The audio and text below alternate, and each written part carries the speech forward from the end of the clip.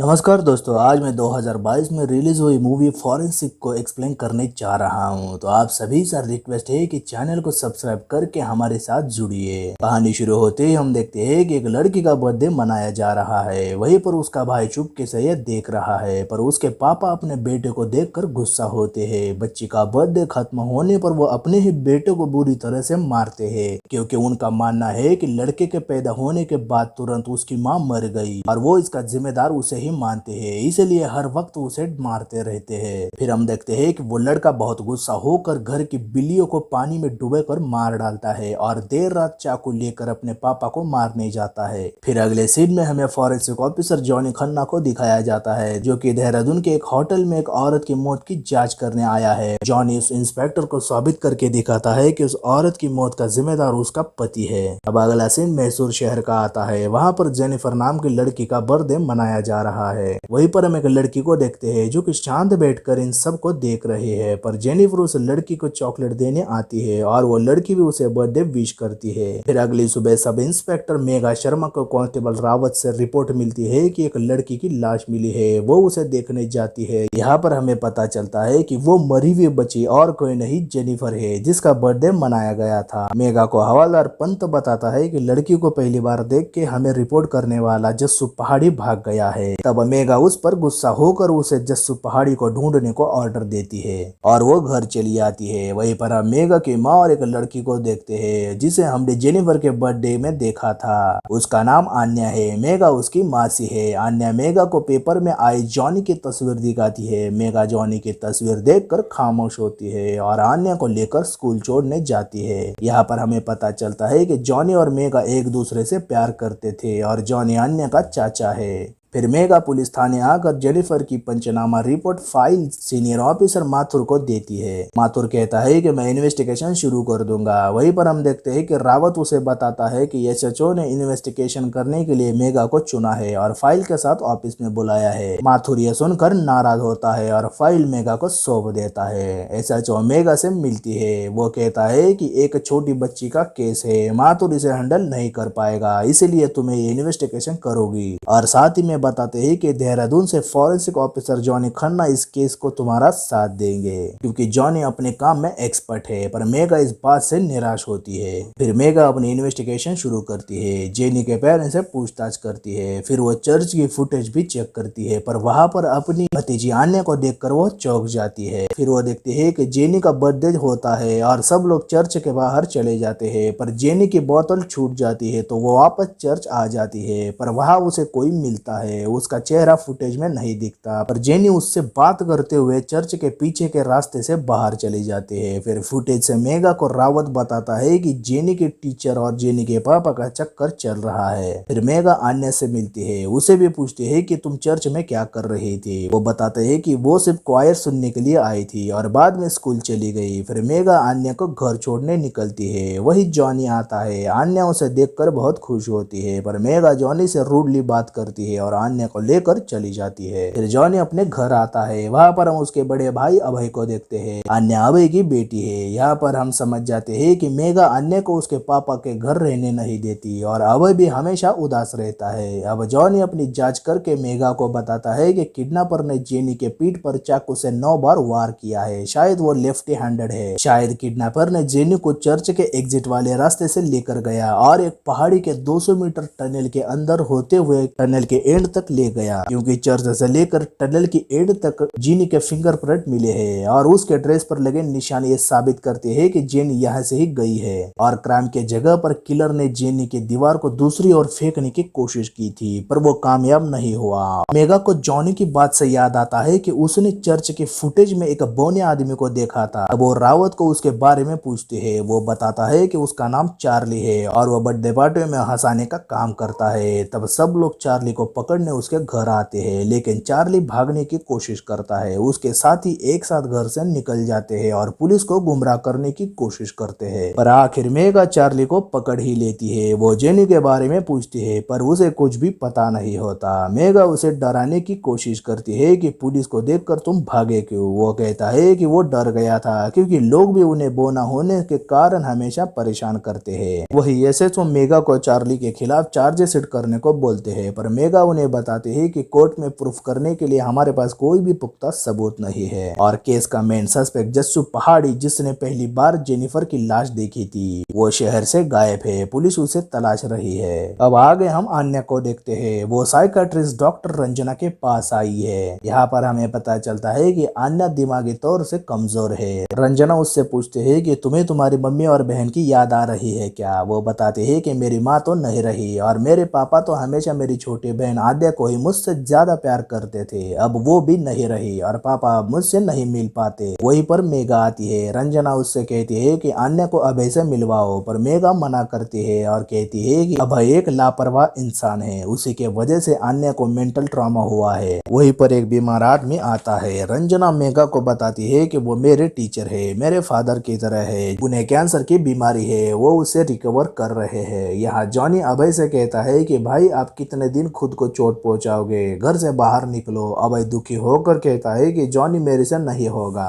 अब मुझे सिर्फ अपनी बेटी आन्या से मिलना है, तुम ये काम कर सकते हो, मेघा से कहकर मुझे उससे मिलवा दो। वो हाँ कर देता है। अब यहाँ हमें पता चलता है कि मेघा की बहन दिव्या ने खुदकुशी की थी, क्योंकि एक दिन अभय और दिव्या अपनी दोनों बेटियों को लेकर ऋषिकेश के मेले में गए थे। वहाँ पर छोटी बेटी आद्या की एक ऊंचाई से गिरकर मौत हो गई। दिव्या यह सदमा बर्दाश्त नहीं कर पाई और उसने खुदकुशी की। इसीलिए मेघा अभय को इसका जिम्मेदार मानती है और आन्या को अपने साथ रखा है। आगे जॉनी क्राइम के जगह से फुटप्रिंट की जांच करता है तो उसे जेनी के साथ साथ एक मेल बच्चे की फुटप्रिंट मिल जाती है। तो वो जेल में चार्ली से मिलने आता है और चार्ली का वजन चेक करके उसके पैरों के एविडेंस लेता है और लैब में जाकर दोनों फुटप्रिंटों की जांच करता है। दूसरी तरफ पंत मेघा को बताता है कि जस्सू पहाड़ी के घर ताला लगा है, वो कहाँ गायब हुआ है वो किसी को पता नहीं। तब मेघा खुद जस्सू के घर आकर ताला तोड़कर घर की तलाशी लेती है और उसे वहाँ पर जस्सू पहाड़ी मिल जाता है, जो कि अपने ही घर में छिपा बैठा है। उसी रात मेघा की माँ और आन्या अदिति नाम की लड़की के बर्थडे पार्टी में गई है। वहीं पर हम देखते हैं कि अदिति केक कट करती है और घर के पीछे की ओर चली जाती है। उसे वहाँ से कोई एक बच्चा मिल जाता है, उसे वो बर्थडे विश करता है और वहाँ से अदिति गायब हो जाती है। अदिति के गायब होने से उसके पापा बौखला जाते हैं। वो शहर के एमएलए है। वही माथुर पुलिस फोर्स के साथ आता है। मेघा पार्टी में आन्या को देखकर उसे वहाँ से चली जाने को कहती है। मेघा अपनी तलाशी करती है। वही जॉनी आकर जांच करता है तो उसे वहाँ से एक फुटप्रिंट मिलता है जो कि खून से भरा था। वो मेघा को बताता है कि किलर नंगे पैर आया था और उसके दाहिने पैर पर चोट लगी है, खून के बहने से उसका फुटप्रिंट मिला है। फिर जॉनी एसएचओ को बताता है कि जेनी और आदिति का किलर की फुटप्रिंट सेम है, पर उससे एक मेल फुटेज भी मिली है जो कि 10 या 12 साल का बच्चा है और उस बच्चे का वजन लगभग 40 किलो तक है। पर यह चार्ली नहीं हो सकता क्योंकि चार्ली का वजन तो 47 किलो है। एसएचओ हैरानी से कहता है कि यह मानना बड़ा मुश्किल है कि 10 साल का बच्चा किलर हो सकता है। वही मेघा सबको बताती है कि उसने जस्सू पहाड़ी का एक स्टेटमेंट रिकॉर्ड किया है और हम पास्ट में देखते हैं कि जस्सू पहाड़ी सुबह उसी जगह गया था जहां जेनिफर की लाश मिली और उसने वहां पर एक 10 साल के लड़के को देखा। वो जेनी की लाश को दीवार की दूसरी तरफ फेंकने की कोशिश कर रहा था, पर उसके हाइट कम होने के कारण वो जेनी को वही फेंक कर चला गया। ये देखकर जस्सू पहाड़ी बहुत डर गया और खुद को कमरे में छिपा दिया। फिर जस्सू की मदद से उस लड़के का स्केच बनाया जाता है और पेपर में इश्तिहार दिया जाता है। ये देखकर ऋषिकेश के डिटेंशन सेंटर से एक आदमी का मेघा को कॉल आता है। वो बताता है कि ये बच्चा वही है जो उनके सेंटर में 3 साल पहले लाया गया था। उसने 8 साल की उम्र में अपने माँ बाप का कत्ल किया था। उसका नाम रोहन है और वो 3 महीने पहले इस सेंटर से भाग गया। ये सुनकर मेघा के होश उड़ते हैं तो वो रोहन की फाइल उससे मंगवाती है और फिर मीडिया को रोहन के बारे में बताकर सारे शहर को बंद करवा देती है।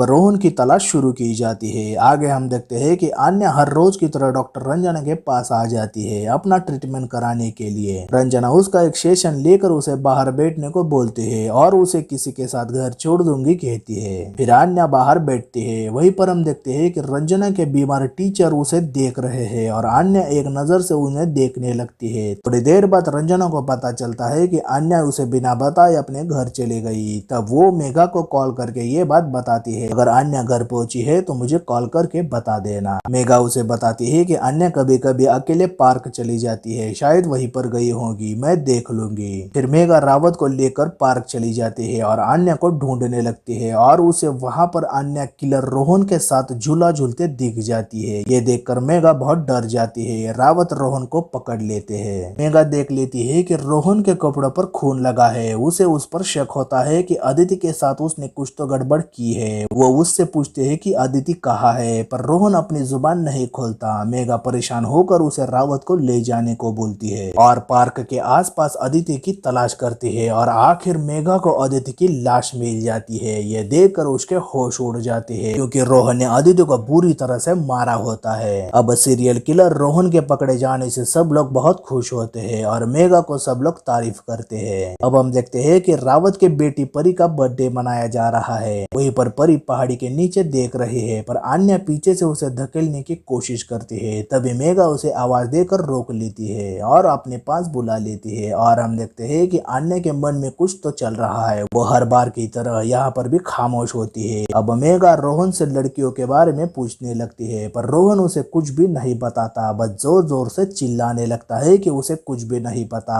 और ग्लास को नीचे फेंक देता है। फिर जॉनी रोहन की फुटेज देखकर मेघा को बताता है कि रोहन ने खून नहीं किया क्योंकि रोहन राइट हैंडेड है और खूनी तो लेफ्ट हैंडेड है। मेघा परेशानी से कहती है कि जॉनी तुम पागल हो गए हो। अदिति के खून के धब्बे रोहन के शेड पर मिले थे। इससे साबित होता है कि रोहन ने ही खून किया है। अब तो सारे शहर के सामने हमने उसे गुनहगार बताया है। अब तुम कह रहे हो कि वो गुनहगार नहीं है। जॉनी उसे समझाते हुए कहता है कि हमारी गलती हुई है, पर खतरा अभी तक टला नहीं। पर मेघा उसकी बात नहीं सुनती। वहीं पर हम देखते हैं कि हवलदार पंत को एक एफआईआर का कॉल आता है कि एक और लड़की गायब हुई है और उसका नाम बिंदिया है। अब मेघा को जॉनी की बात समझ आते है कि खतरा अभी भी टला नहीं। आगे वाले सीन में हम आन्या को देखते हैं। वो गायब हुई लड़की बिंदिया की लाश लेकर एक घर से बाहर निकल रही है और हम पास्ट में देखते हैं कि मेले में आन्या ने ही आद्या को ढकेला था और उसके वजह से आद्या मर गई क्योंकि आन्या को लगता है कि अभय उससे ज्यादा आद्या से प्यार करता था और बाकी लड़कियों को भी आन्या ही मरवा रही है और इस ट्रॉमा के वजह से उसे बीमारी के झटके आते हैं। तब मेघा उसे जगा के उससे शांत करवाती है। फिर हम देखते हैं कि वो डॉक्टर रंजना के पास जाकर रोहन से बात करने को बोलती है क्योंकि डॉक्टर रंजना एक बच्चों की साइकेट्रिस्ट है।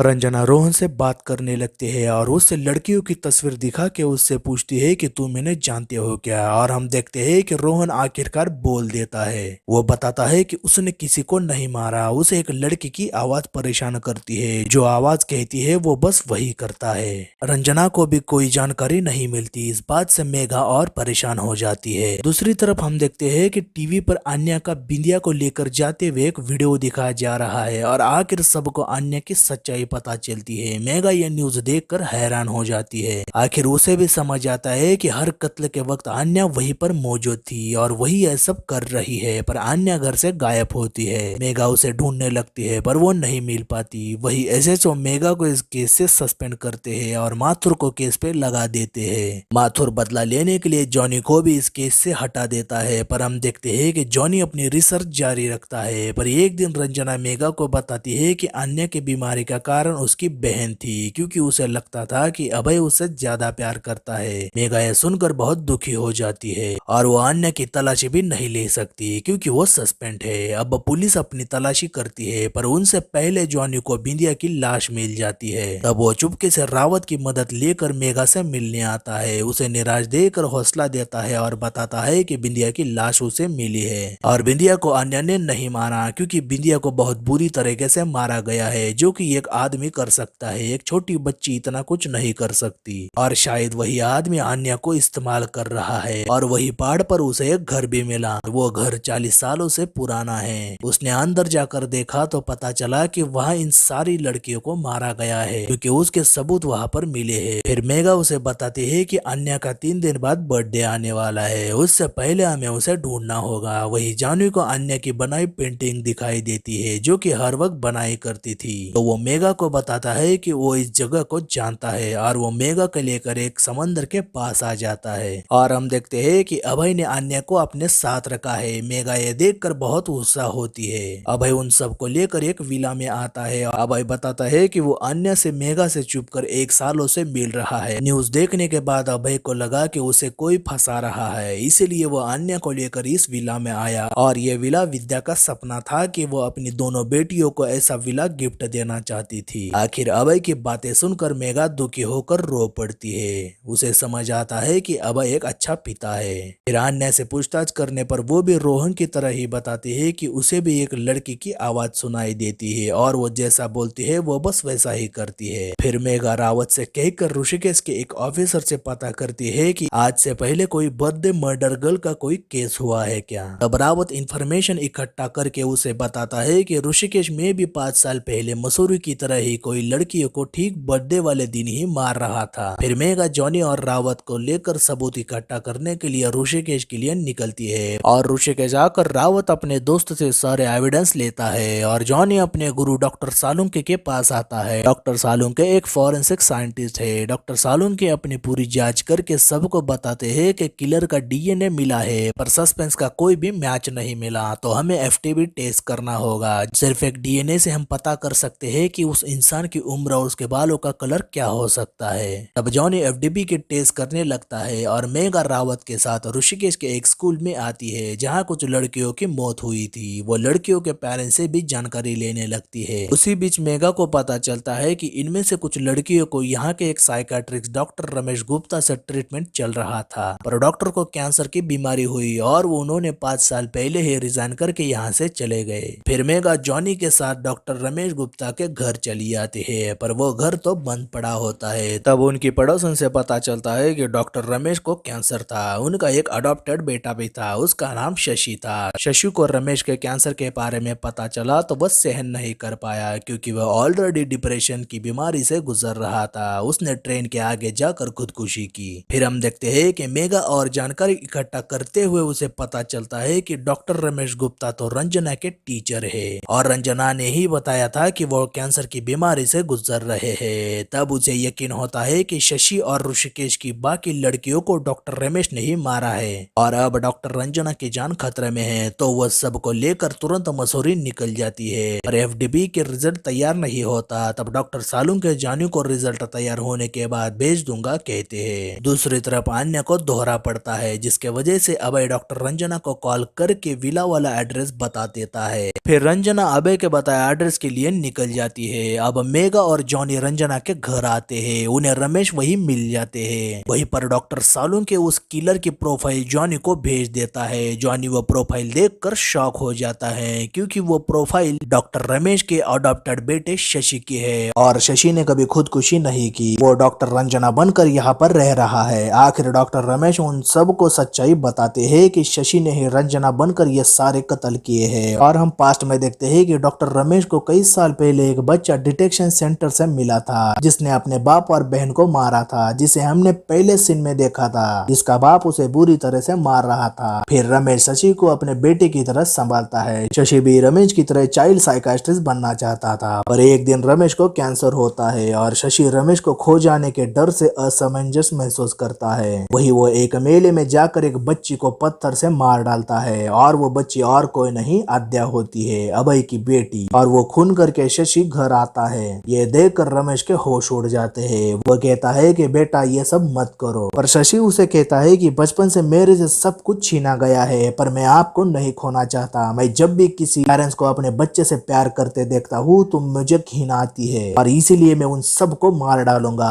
और तभी से ऋषिकेश में शशि ने कुछ कत्ल करने के बाद मसूरी आ गया और अपनी बॉडी की सर्जरी करके रंजना बनकर यहाँ पर स्कूल की बच्चियों के साथ वही करने लगा। अब प्रेजेंट में मेघा जॉनी रंजना को रोकने के लिए निकल जाते हैं, पर वही माथुर उन्हें गिरफ्तार करते हैं। दूसरी तरफ रंजना अभय के पास आती है और उसे चाकू से मारकर अधमरा छोड़ के अन्य को लेकर चली जाती है। हम देखते हैं कि रंजना ने उन सारी लड़कियों को हिप्नोटाइज किया और उन्हें बड़ी बेदर्दी से मारा और उसी तरह से रोहन को भी वो हिप्नोटाइज करके यहाँ पर लेती थी और घर के बाहर बिठाती थी और लड़कियों को मारकर उससे अलग अलग जगह पे फेंकने को कहा जाता था। अब जॉनी माथुर को रंजना की सच्चाई बताता है, पर माथुर उन पर यकीन नहीं करता। वही अभय का कॉल आता है। वह जॉनी को बताता है कि रंजना ने उसे चाकू मारकर अन्य को अपने साथ ले गई है। आखिर माथुर को भी उन पर यकीन हो जाता है, तो वो सब अन्य के पास आते हैं, पर घर के अंदर रंजना अकेली होती है। रंजना माथुर और मेघा पर हमला करके उन्हें मारने लगती है और जॉनी को बाहर के कमरे से अन्य बेगोजी की हालत में मिल जाती है और जॉनी उसे कोशिश करके जगा देता है और घर के अंदर आकर रंजना पर गोली चलाकर उसे वही मार डालता है। आखिर अन्य की जान बच जाती है। फिर अन्य फिर से अभय से मिलकर बहुत खुश होती है। आखिर में हम देखते हैं कि मेगा और जॉनी अपना वक्त एक साथ बिताते हैं। तभी दोनों को गोवा जाने के लिए अपने सीनियर से कॉल आता है, क्योंकि उन दोनों को इन्वेस्टिगेशन के ऑर्डर मिले होते हैं और ये कहानी यही पे खत्म होती है। फॉरेंसिक मूवी पूरी तरह से सस्पेंस से भरी है। डायरेक्टर ने आखिर तक सस्पेंस को बांधे रखने में कामयाबी दिखाई है। अगर आप सस्पेंस भरी मूवीज देखना पसंद करते हैं तो एक बार फॉरेंसिक मूवी को जरूर देखें और हमें कमेंट द्वारा बताइए कि आपको यह फिल्म कैसे लगी। और हमारा एक्सप्लेनेशन अच्छा लगे तो हमारे चैनल मूवीज एक्सप्लेन मोस्टली को लाइक, शेयर और सब्सक्राइब जरूर करें और साथ वाली बेल प्रेस करें, जिससे आपको वीडियो को नोटिफिकेशन मिल जाए। और मैं मिलूंगा आपको अगले वीडियो में, तब तक के लिए गुड बाय।